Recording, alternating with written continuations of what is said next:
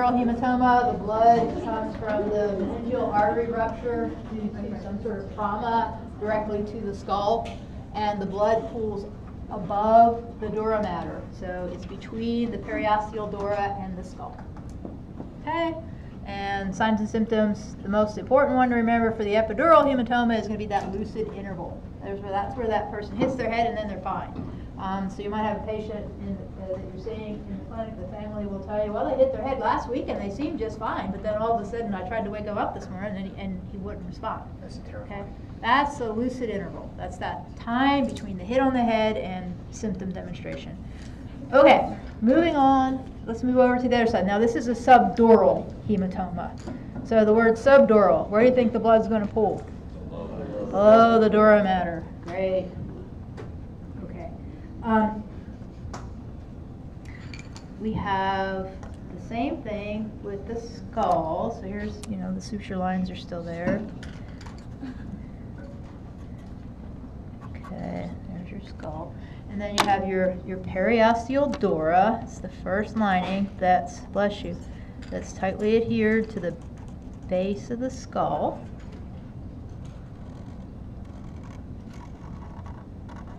Okay, especially those suture lines. Okay. Then you have your meningeal dura. And your meningeal dura is here, that invagination, and your vas cerebri. And so you have uppermost level, periosteal.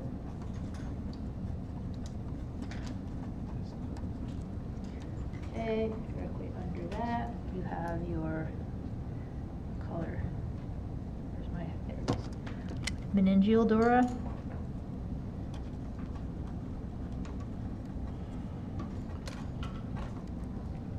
Okay, and then, bless you. Here's your superior sagittal sinus, as I've represented before, right? So I can label that.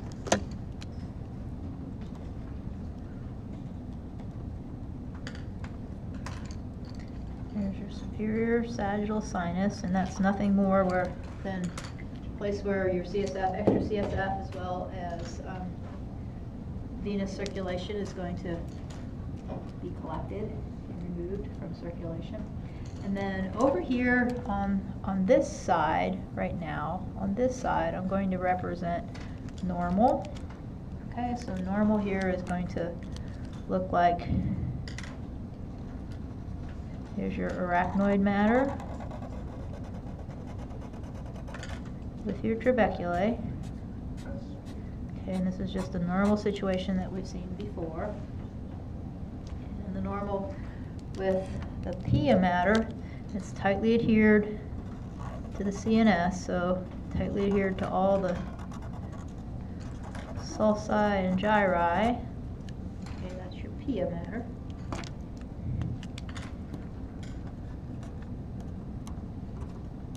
Okay, but over here I'm going to represent the problem. Okay, and as I said before, in here you have your cerebral veins, and the cerebral veins actually drain into the superior sagittal sinus.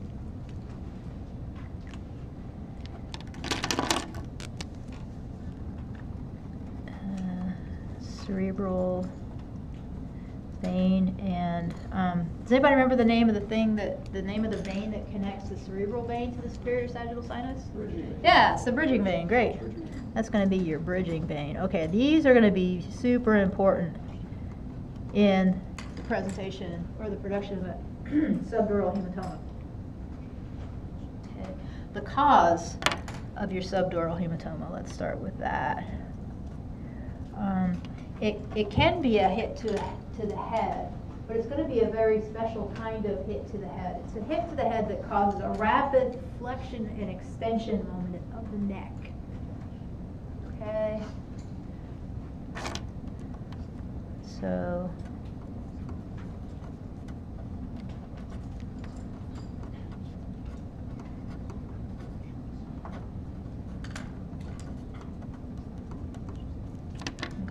The other cause that's really sad, but is the most common cause, is going to be, has anyone ever heard of shaken baby syndrome? Yes. Yeah, okay, that's shaken baby syndrome is going to be another common cause.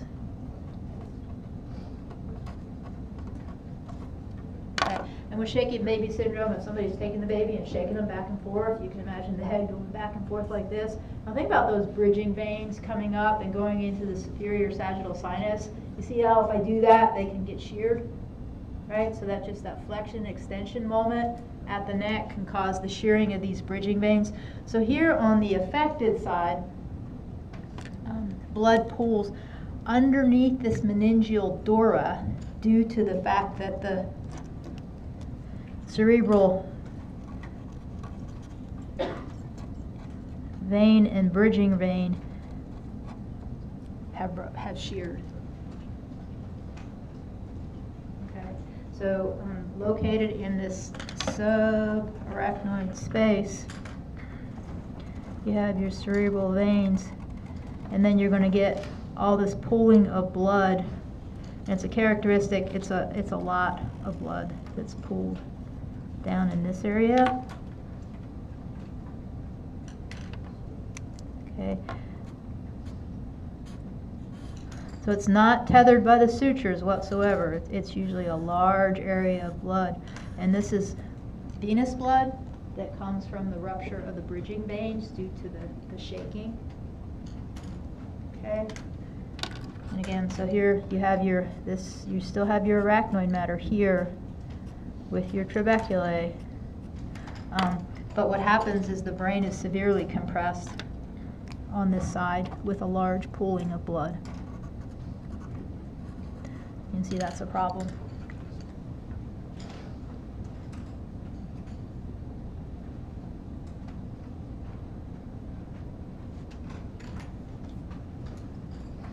Questions about the differences between there's two different kinds of hematomas. The epidural is blood it's arterial blood from the meningeal artery, pools above the periosteal dura, and the subdural hematoma is pooled venous blood from the rupture or the shearing of those bridging veins. Causes a large pooling of blood. Sam? So, I know specifically with like the treatment for epidural, when they're able to drain some of that out, is the brain able to grow back into that spot, or is it something that once it's compressed, it stays compressed? So it can come back, but it takes a long time. It doesn't necessarily come back though. It can take months to years to come back. If the treatment is a little bit different than just, they could use a burr hole for treatment. We'll talk about that. Well, first let's talk about signs and symptoms real quick. The signs and symptoms, where epidural, you had this lucid interval, you're going to have an immediate response because all that blood is pooling very quickly. So it's a very rapid response, and that person's going to have neurological deficits immediately. We'll talk about what those are next year, more than this year. So this would be immediate neurological deficits.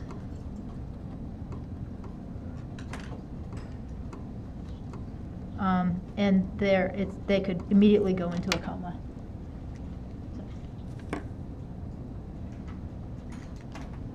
Okay, or be non-responsive, same thing.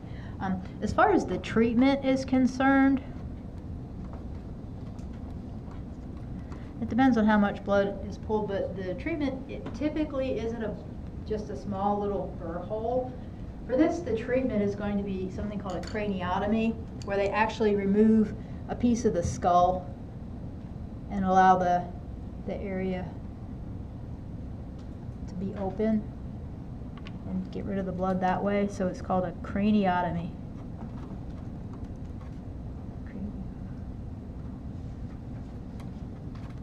So what you see when you're working with a patient with a subdural hematoma who's had a craniotomy is they have that skull flap actually removed. So they cut a large chunk of skull, and they take that chunk of skull and they freeze it. They put it away in the freezer for later when the blood is all evacuated.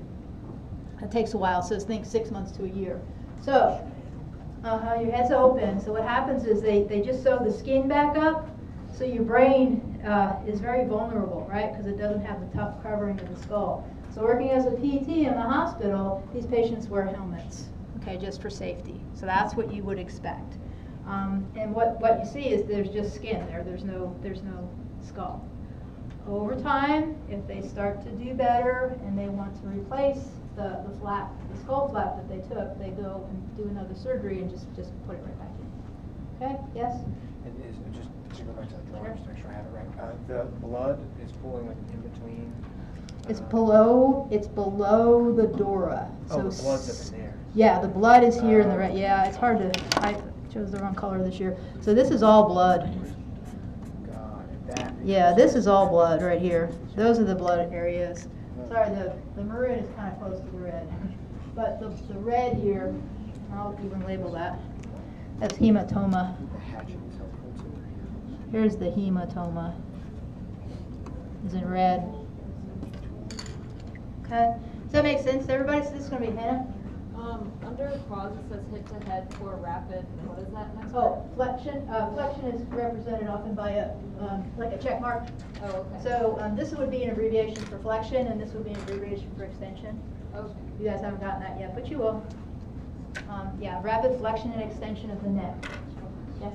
So in children or the babies in the collar for the subdural for an adult with the rapid flexion is that more common? What's the most common? Is that a car accident? Could be a car accident, yeah.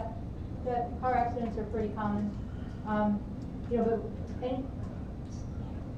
even if you, so think about just a regular fall. So if you fall straight ahead, you get that boom and bounce back. Okay. So anytime it's the forward and backward motion that's the most important.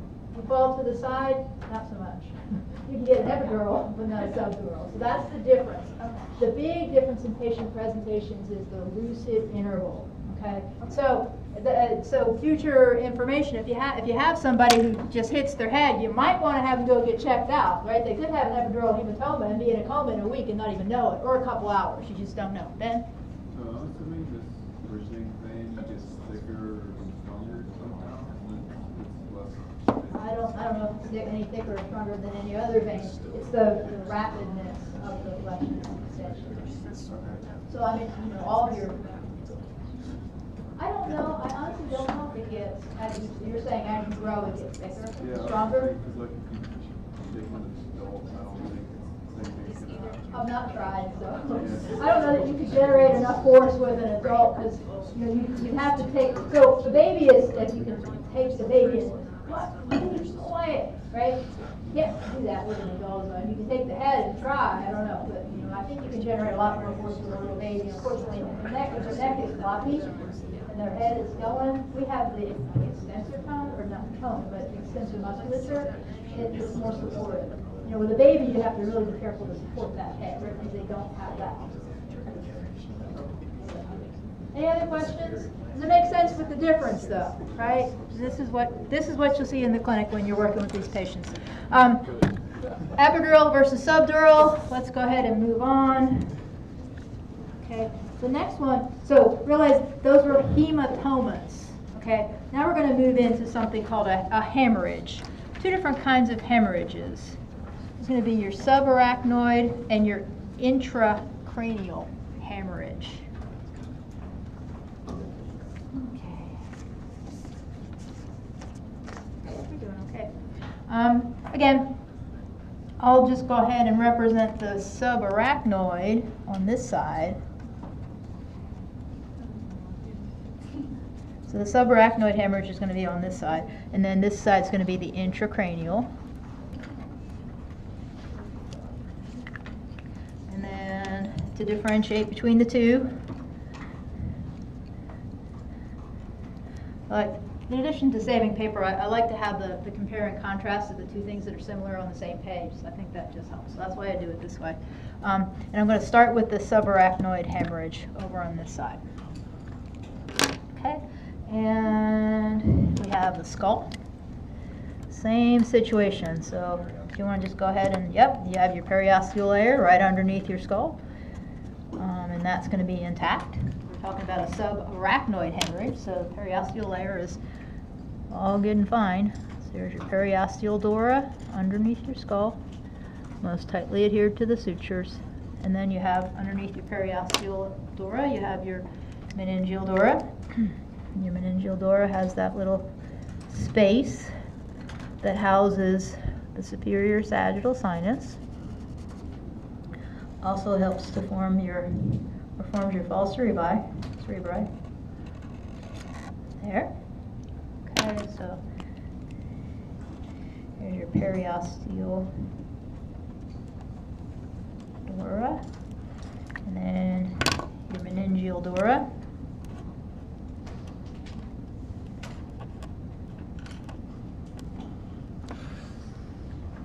Okay, and again, your superior sagittal sinus is here, fills that space, and then underneath that you have your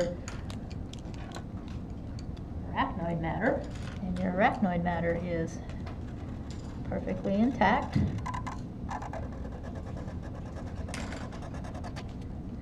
Because the problem is going to be subarachnoid.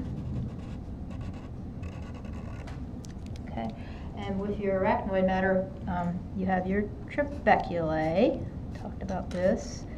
They represent this side of the brain as normal. Okay, and then on the other side, you still have your trabeculae.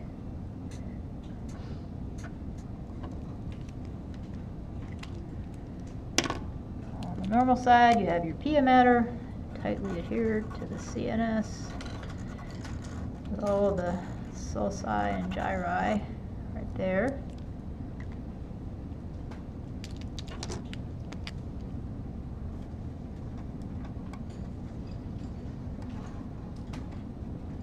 Okay, now where the subarachnoid hemorrhage comes in is something that I touched on the very first day of class, and that has to do with these cerebral arteries that are located in the subarachnoid space. So here's one of your cerebral arteries.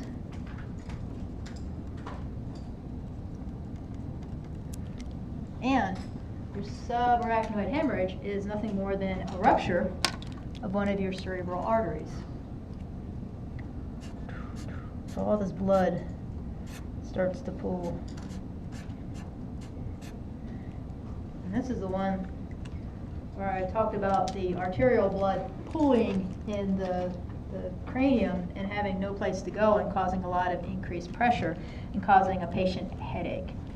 So let's talk, well, here's the pia mater on this side gets severely compressed. Okay, due to that pool.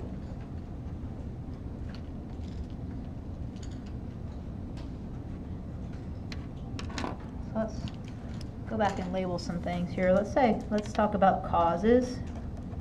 What do you think would be a cause of a cerebral artery? What would cause a cerebral artery rupture? Yeah, hypertension, right? Big problem these days. So you will see some people, I hope you don't, but I know you will, whose blood pressure runs like 180 over 120. It's a little bit high, you know, and then they get up and exercise and it shoots up over 200. I mean, those are the people that you worry about, right? These are the people that are at high risk for a bleed. This is the kind of the hemorrhage. This is your hemorrhagic stroke. It's the one that causes the headache. Okay, you can have just plain old hypertension. The other thing you can have is an aneurysm. Okay, your aneurysm is nothing more than a bubble off of the artery itself. It just, if you think about a garden hose, if you include the end, you can get a bubble formed. That bubble would be consistent with the structure of the aneurysm itself. It's just a bubble in the artery. Okay, the most common place to get an aneurysm is in the anterior communicating artery.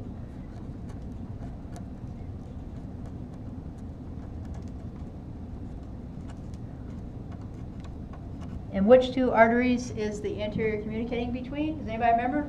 It's left to right, anterior cerebral. Yeah, the left and right anterior cerebral arteries. Okay, it's that little artery that connects the left and right path.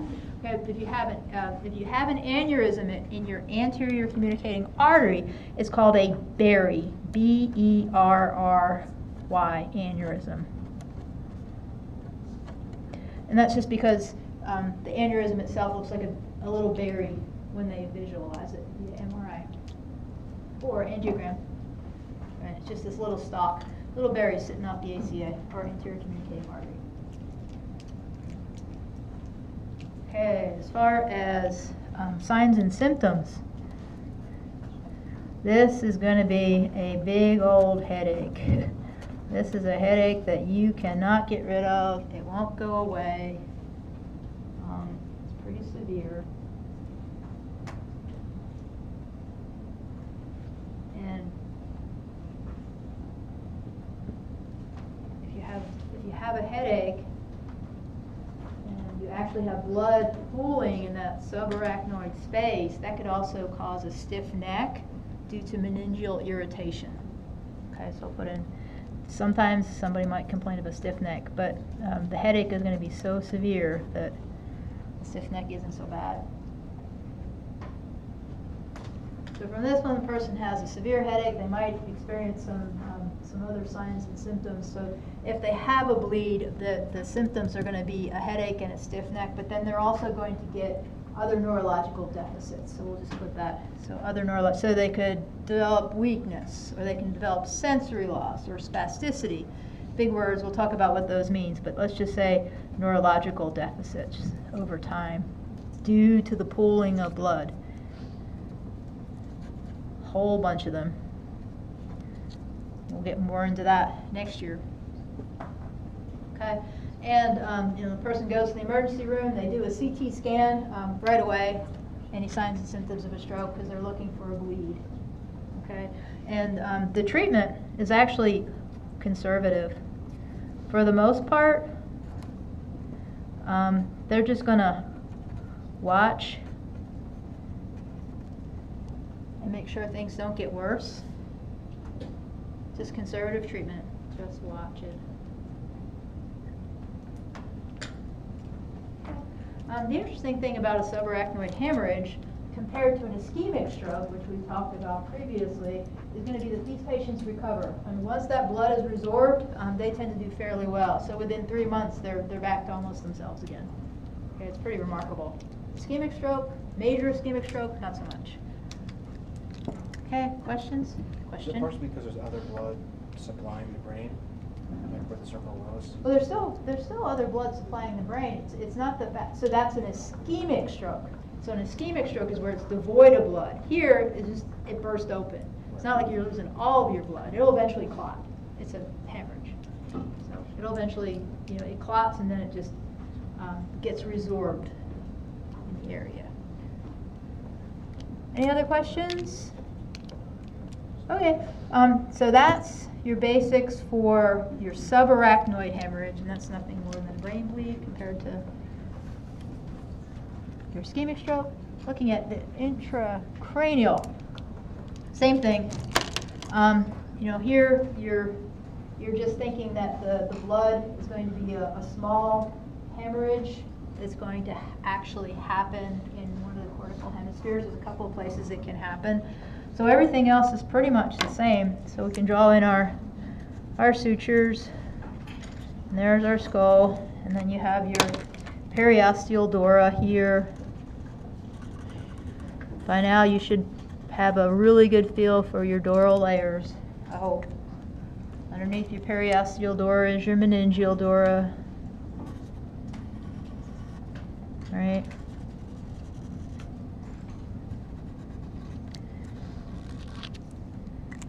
With your superior sagittal sinus housed in the space between the meningeal dura and the periosteal dura. And you have your arachnoid matter just underneath that with your trabeculae.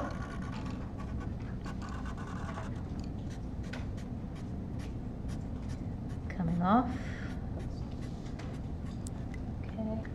And then you have your pia mater And in both cases, the pia mater, where the outside of the brain isn't that much affected. Okay, so you have all your gyri and sulci still here. Okay, but this one, the cause of this is going to be rupture of a couple of specific arteries due to hypertension. Cause again is going to be hypertension. Okay, causing the rupture of one set of arteries that we've talked about before, the pontine arteries. Does anybody remember where the pontine arteries are? Yeah, it's in the pons, right, coming off the basilar right there, just supplying the middle of the pons with some blood. So it's rupture of the, it can be the pontine arteries, one of the pontine arteries. Okay, and if it's a rupture of the pontine artery, you're going to have problems with, there's a lot of cranial nerves that are housed in the pons. There's also the corticospinal tract that runs up and down, and your somatosensory pathways. We'll talk about all that, but those are all possibilities. And then it could also be the rupture, and just so that you've heard the word before, you actually might see it in the clinic, you might see it in the board, so I always like to throw it out there. These are called lenticulo, L-E-N-T-I-C-U-L-O, striate, S-T-R-I-A-T-R, arteries. And these are nothing more than branches off the MCA that usually supply the basal ganglia, which we haven't talked about, but supply the basal ganglia with blood. They're called lenticulostriate arteries. Just teeny tiny little arteries, kind of like the pontine arteries, but they're branches off the main artery is the MCA, and they supply the basal ganglia with blood. Okay. It can also be due to, in addition to hypertension, it can be due to something called an AVM. Does anybody know what AVM stands for? That's an arteriovenous malformation.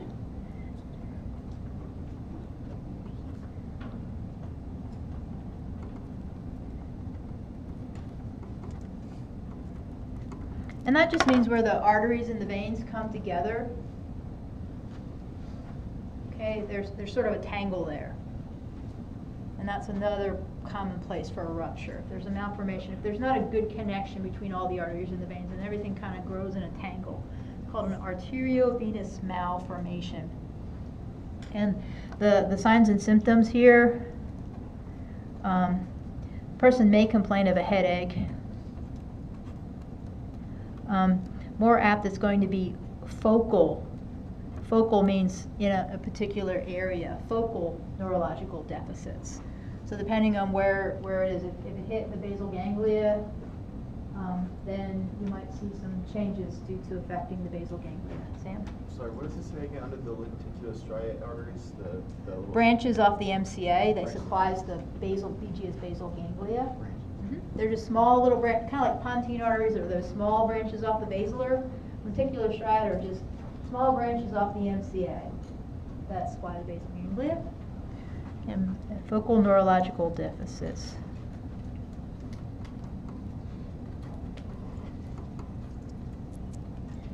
Okay, and the treatment is conservative. So this isn't a big bleed. It's a hemorrhage. You're going to have some problems, but it's not as bad as a subarachnoid.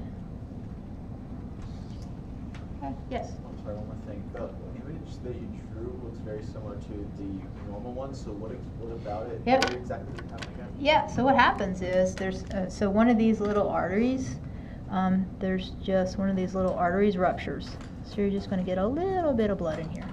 So it causes a focal deficit. So whatever is in the area of that small bleed is going to be affected. Okay. Ben? What does it say under, that's AVM? Arteriovenous malformation. That's what AVM stands for. It stands for arteriovenous malformation. And that's nothing more than when the arteries and veins, or the arteries are flowing to the veins, there's a tangle as opposed to a good connection. That's the way I describe it. Okay, people are born with it, something you're born with. Some people have it too. Any other questions? Yes? So you said that it was a rupture in the sinus? No, it's a rupture in, I sort of put a little red star there, but usually it's either in the pontine arteries, which would be in the area of the pons, or the lenticulostriate arteries, which are small branches off the MCA that supply the basal ganglia with blood. Just so you've heard the word. Not as, I just want you to, if you see that word, you know what it is. Okay, it's a branch off the MCA. Just small little arteries like the pontine. Anything else that's not clear? Is that good? Okay, I think we're doing fine. Moving on. Let's move on to the ventricles.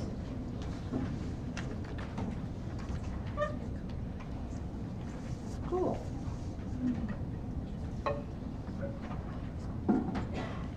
Here I have ventricles lateral view. Ventricles are nothing more than big old spaces that reside inside the brain, and they make and are filled with CSF, or cerebral spinal fluid. And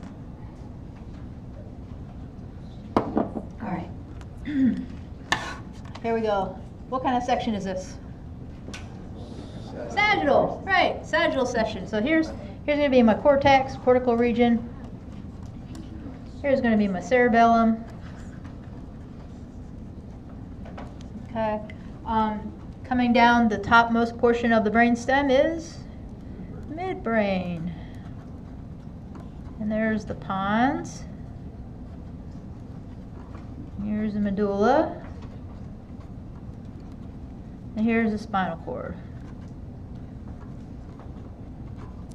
Okay? And I like to look at it, and this is just nothing but, this is a sagittal section. I say lateral because I'm looking at it from the side. Okay? The side view gives you a much better feel for the lateral ventricles themselves. The ventricles are all there, but I think you get a better feel for all the parts of the lateral ventricles from the side, looking at it from the side. Okay? And we're going to go ahead, we're going to look at it from the side, and then I'm going to flip this around, and then we're going to draw it and look at it from the front. Okay, two different views.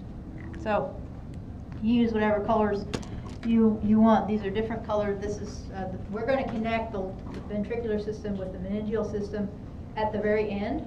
Okay, but for right now, this is all about the ventricles. Everything you ever wanted to know but didn't care to ask about the ventricles. Okay. So the third ventricle I like to think of as a box. Okay, I'll go ahead and draw kind of a three-dimensional box here, or try to.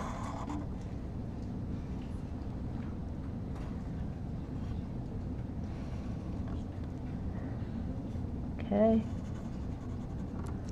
Okay, and this big blue thing that's right there, this is going to be my third ventricle.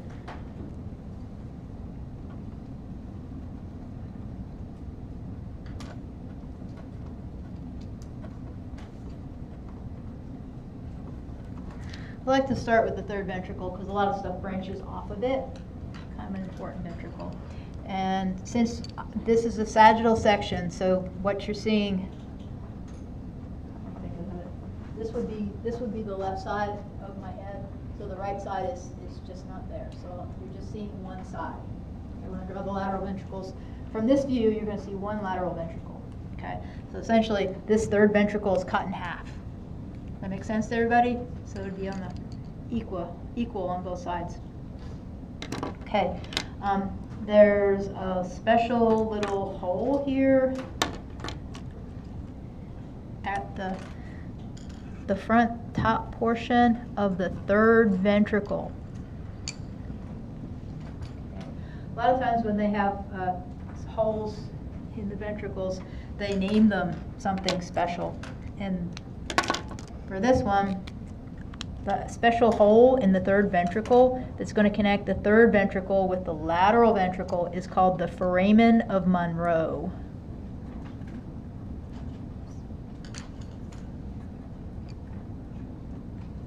M-O-N-R-O-E.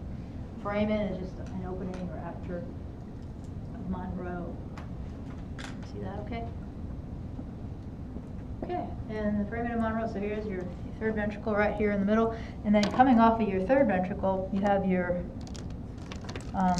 lateral ventricle, and the lateral ventricle has a couple of parts to it. Okay, the first part is going to be the front part. Essentially, all parts are going to supply unique portions of the cortical region. Okay, that's going to be the first part. Okay, and which part of the brain do you think this little horn supplies? Frontal, yeah, there you go. And it's called, not surprisingly, your frontal horn. Okay, so this whole thing that I'm going to draw, you're going to see a really detailed view of the lateral ventricle. Lateral ventricle has a couple of important parts, and each of these important parts is going to supply a different portion of the brain with CSF. Okay, it's going to communicate with a different portion. Okay, first is the frontal, and then you have, so this is your lateral ventricle, and I'll label that here in a minute. Let's see if I can get it on my camera. And then coming all the way back, you're going to have another piece that sticks out like that. Okay, kind of looks like the Enterprise for any Trekkies out there. So, okay, and this piece that sticks out the back, which part of the brain do you think that supplies? That's the occipital lobe, and it's called, and since it's the back, it's the posterior horn of the lateral ventricle.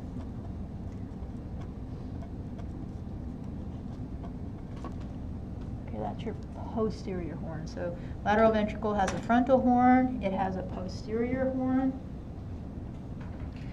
and then, getting kind of tricky, it has another piece, and here's where the Enterprise comes in. You have this piece that comes down, and on the outside you can see this part, but it actually goes behind the third ventricle.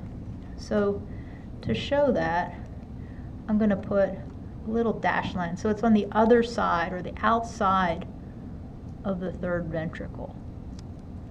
Does everybody see what I'm trying to do here?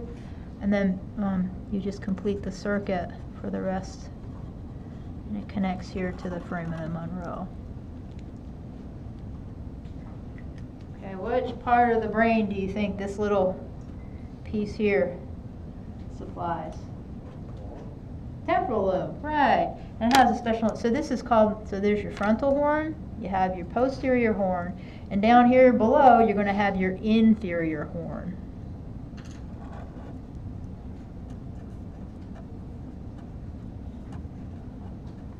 What I've done is nothing more than just drawn the dots, indicate that the inferior horn of this lateral ventricle is going to be on the other side of this third ventricle here. Okay, and the overall, this is going to be the body of, let's say, lateral ventricle.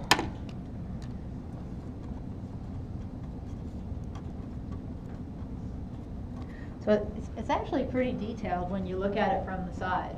Right? It's got a lot of parts that you can identify from this view that you really can't identify from the anterior view. So I like to go ahead and label and explain what they're there for. Okay? Questions about that? I see where we are. And then the other thing that I'm going to use as a landmark often when we talk about the midbrain is a connection. There is a little hole here, but there's no special name for it. At the bottom of the third ventricle, there's another hole, and that connects to a part of the ventricular system that travels through the midbrain and is a real nice landmark for the midbrain. I'm just going to represent it here as purple-ish, kind of in a ladder. Does anybody know what part of the ventricular system goes through the midbrain?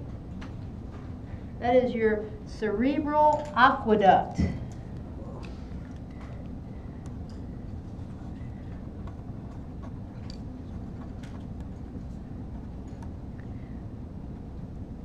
A-Q-U-A-D-U-C-T.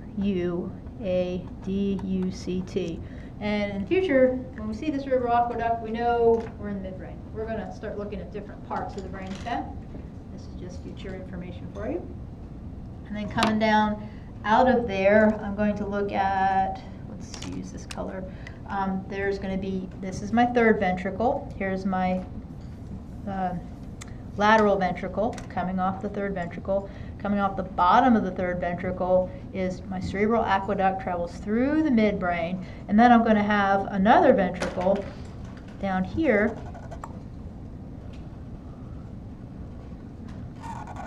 that is mostly in the pons.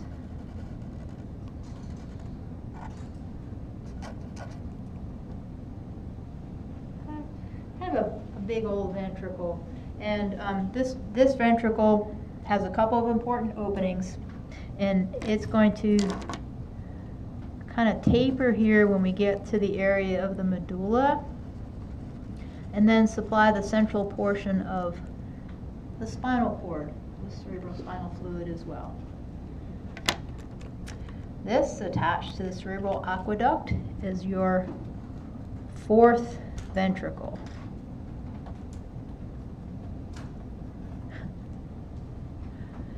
I think we skipped a few numbers, but there's 2 lateral ventricles, so those are 1 and 2. Number 3 is in the middle, and then cerebral aqueduct, and then we come down to 4. Okay, and then the area that supplies this extension all the way down, do you know where that goes through? What's that called? It's your central canal. Okay, and that's nothing more than extension of the ventricular system all the way down through the spinal cord. In the middle.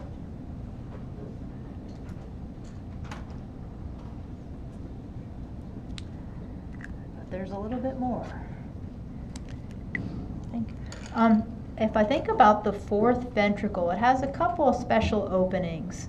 And right now, let's see, looking at it like this. So if this is me, and that's the fourth ventricle. This little opening back here has a special name, and the fourth ventricle also has 2 openings about the middle. So if my head is where the cerebral aqueduct is, and my foot is where this opening next to the cerebellum is, these would be my 2 arms kind of right here in the middle. And there's the 3 openings that I'm going to talk about. Does everybody see that, how I'm standing? Okay, so here you're only going to see one of those openings because this is only a sagittal section, but they're really 2 from the side. You can see it. So I'll represent this as like, this is one of my arms going out to the side. Okay, and there's an opening here, and then there's an opening here. The opening in the back. Okay, this is the opening that's going to be at the back of the pons. It's got its own name, and that's going to be your, there's only one of them. It's your foramen of Luschka. Yeah, I didn't name them.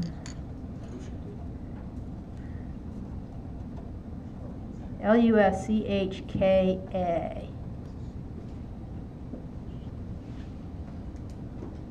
I'm sorry, no, that's wrong. That's the foramen of Meninges.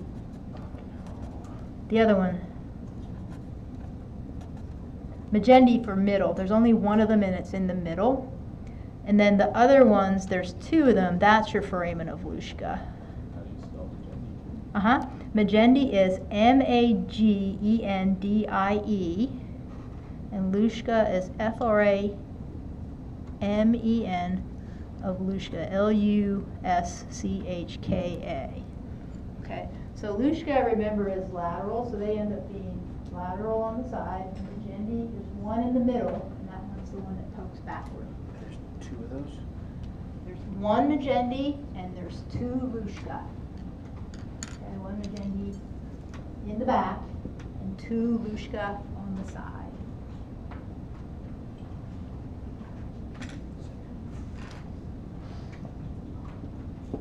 Questions about that? Okay, this is a view that's really good for the body and the parts of the lateral ventricle. But the other view that's going to give you even more information and help connect the ventricular system with the meningeal system is going to be this anterior view. Okay, I'll probably just draw, I think I have about 5 minutes left. Let me just draw the ventricular system, and then we'll pick up with connecting everything together and watch a video next class. Okay? So I don't want to do too much. Let's go ahead and identify parts here. So this is going to be an important pair of nuclei that we're going to talk about a whole lot. Sort of mentioned them before. These are going to be, that's one of the, is a thalamus. Okay. Then you're going to have your midbrain, your pons, and your medulla, just like before.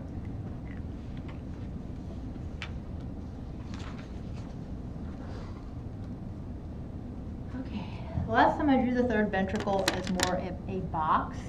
This time when you're looking at it in the front, I'm just going to represent it as this structure that resides between the thalami. So you have something that looks like this.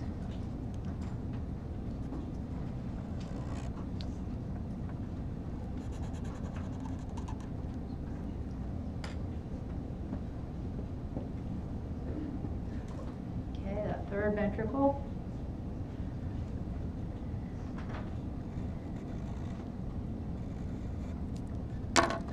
This is your third ventricle.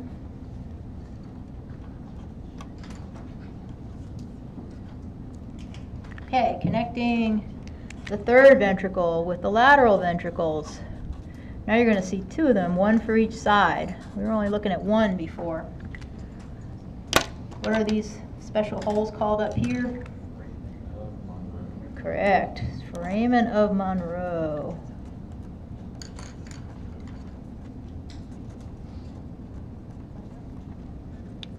Okay, and the foramen of Monroe connect the third ventricle with the lateral ventricles. And from the front, the lateral ventricles just look like this. Kind of like a little horn-shaped thing coming off the edge.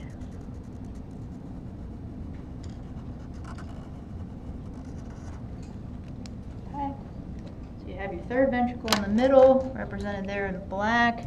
These are both left and right lateral ventricles.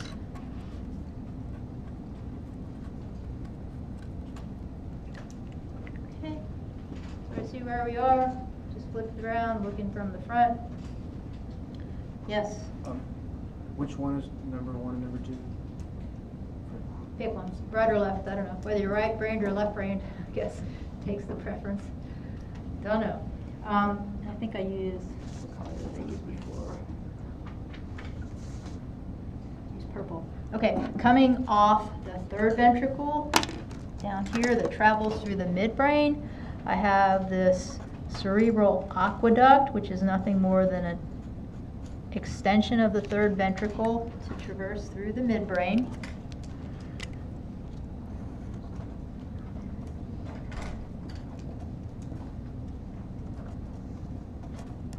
That's your cerebral aqueduct through the midbrain, and then I use green. So coming off the cerebral aqueduct is now your fourth ventricle, and you're going to be able to see the extension. So here's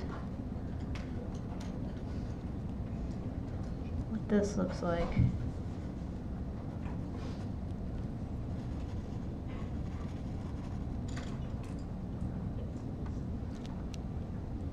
Okay, so now you can see the two that are lateral.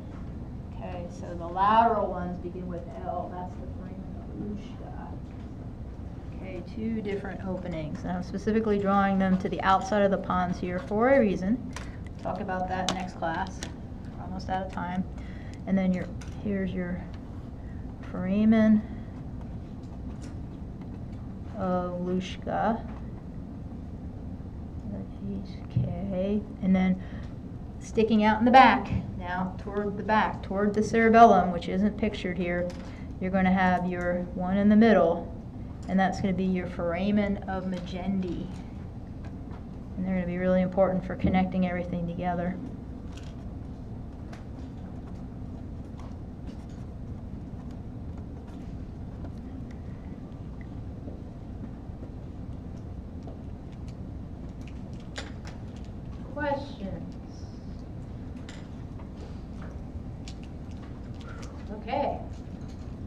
thank goodness we're out of time. We will pick up, so Wednesday, wear scrubs or whatever you want to do with the cadavers. And then after we do that, we'll come back in here, just finish this up real quick and watch a short video. Okay? Enjoy the rest of your day.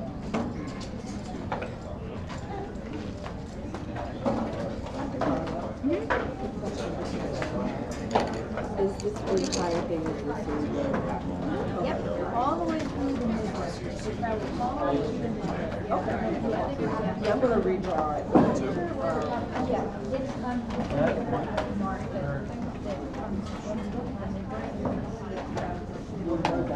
My brain doesn't like that.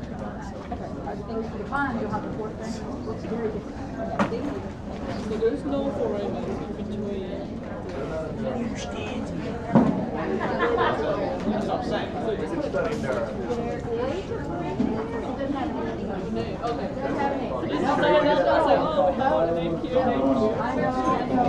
didn't name them, so yeah, nobody named that. No. No.